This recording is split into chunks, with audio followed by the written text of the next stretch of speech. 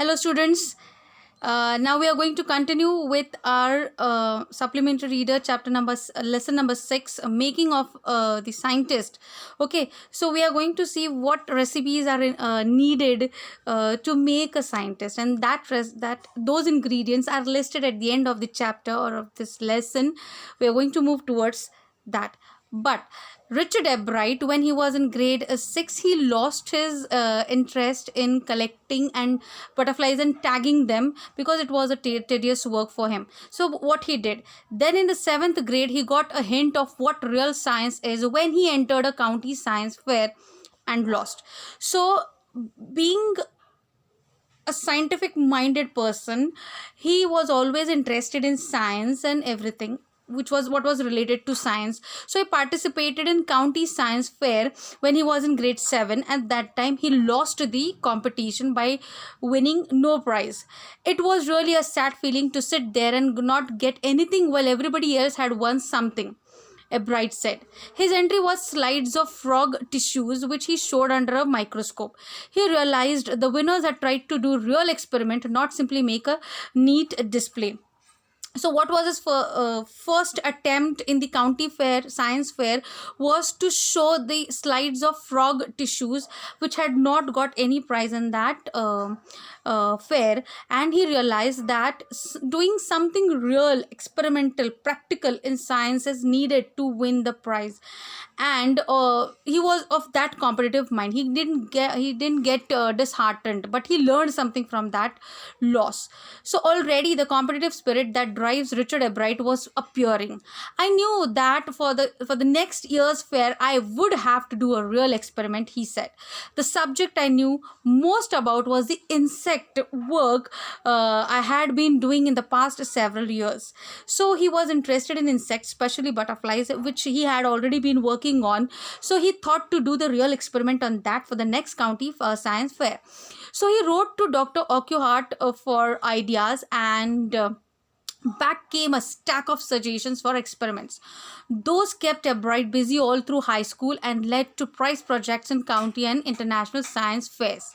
For his 8th grade project, Ebright tried to find the cause of a viral disease that kills nearly all monarch caterpillars every few years.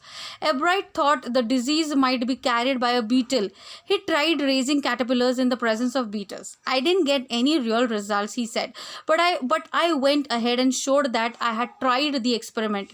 This time I won. So in grade 8, he won the county science fair by for the practice or for the experiment he did. He thought that monarch caterpillars they get the viral disease because of the beetle. So what he did, he kept both the insects together to study whether monarch butterflies they get any disease from beetles. They didn't get so, but he got the first prize for experimenting on these two insects. The next year, his science fair project was testing the theory that viceroy butterflies copy monarchs. The theory was that viceroys look like monarchs because monarchs don't taste good to birds. Viceroys, on the other hand, do taste good to birds. So the more they look like monarchs, the less likely they are to become a bird's dinner. So what was his next experiment was to study viceroy butterflies and monarch butterflies. According to him, viceroy butterflies, they copy their design, whatever they get, the design on their wings, from the monarch butterflies. What was the reason for that? According to him, viceroy butterflies, they are the good food for birds. Birds, they prefer to eat viceroy butterflies. They don't eat monarch butterflies. Why? Because viceroy butterflies, they taste good, and just to escape from being the dinner or food of birds, viceroy butterflies, they copy monarch butterflies. This was his experiment. Okay, Ebright's project was to see whether in fact birds would eat monarchs. He would found that a starling would would not eat ordinary bird food. Okay, it would eat all the monarchs it could get.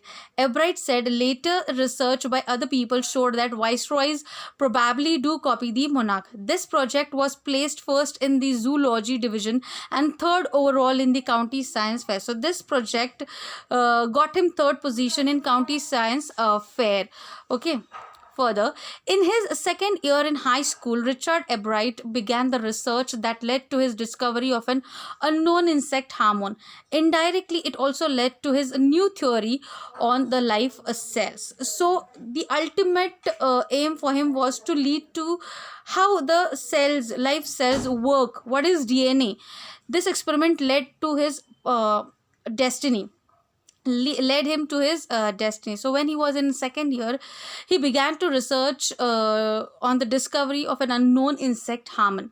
The question he tried to answer was simple: what is the supreme purpose, or what is the purpose of the 12 tiny gold spots on a monarch pupa? What was the purpose of those 12 gold spots which were there on monarch pupa?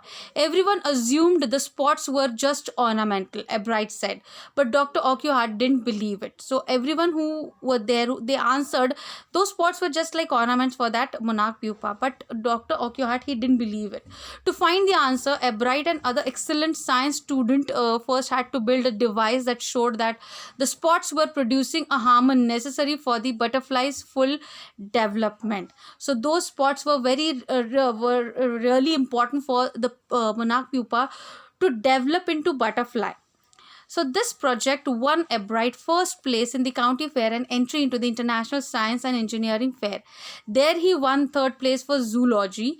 He also got a chance to work during the summer at the entomology laboratory of the Walter Reed Army Institute of Research. In his senior year, he went a step further. He grew cells from a monarch's wing in a culture and showed that the cells would divide and develop into normal butterfly wing scales only if they were fed the hormone from the gold spots. That project won first place for zoology at the International Fair. He spent the summer after graduation doing further work at the Army Laboratory and at the laboratory of the US Department of Agriculture. The following summer, after his freshman year at Harvard University, Ebright went back to the laboratory of the Department of Agriculture and did more work on the hormone from gold spots. Using the laboratory's sophisticated instruments, he was able to identify the hormone's chemical structure. A year and a half later, during his junior year, Ebright got the idea for his new theory about cell life. It came while he was looking at X-ray photos of the chemical structure of a hormone. When he saw those photos, Ebright didn't shout "Eureka" or even "I have got it." But he believed that along with his findings about insect hormones, the photos gave him the answer to one of biology's puzzles: how the cell can read the blueprint of its DNA. DNA is the substance in the nucleus of a cell that controls heredity. It determines the form and function of the cell. Thus, DNA is the blueprint of life, and this was discovered by Mr. Ebright in the laboratory. Ebright and his college roommate James R. Wong worked all the night drawing pictures and constructing plastic models of molecules to show how it could happen. Together, they later wrote the paper that explained the theory. Surprising no one who knew him, Richard Ebright graduated from Harvard with highest honors, second in his class of 1510. Ebright went on to become a graduate student researcher at Harvard Medical School. There he began doing experiments to test his theory. If the theory proves correct, it will be a big step towards understanding the process of life. It might also lead to new ideas for preventing some types of cancer and other diseases. All of this is possible because Ebright's scientific curiosity. High school research into the purpose of the spots on a monarch pupa eventually led him to the theory about cell life. Richard Ebright has been interested in science since he first began collecting butterflies, but not so deeply that he hasn't time for other interests. Ebright also became a champion debater and public speaker and a good canoeist and all-rounder outdoor person. He is also an expert photographer, particularly of nature and scientific exhibits. In high school, Richard Ebright was a student because learning was easy. He turned a lot of easy his energy towards the debating and model United Nations clubs. He also found to admire richard someone to admire. He was Richard Wearer, his social studies teacher and advisor to both clubs. Mr. Wearer was a perfect person for me then. He opened my mind to new ideas, Ebright said.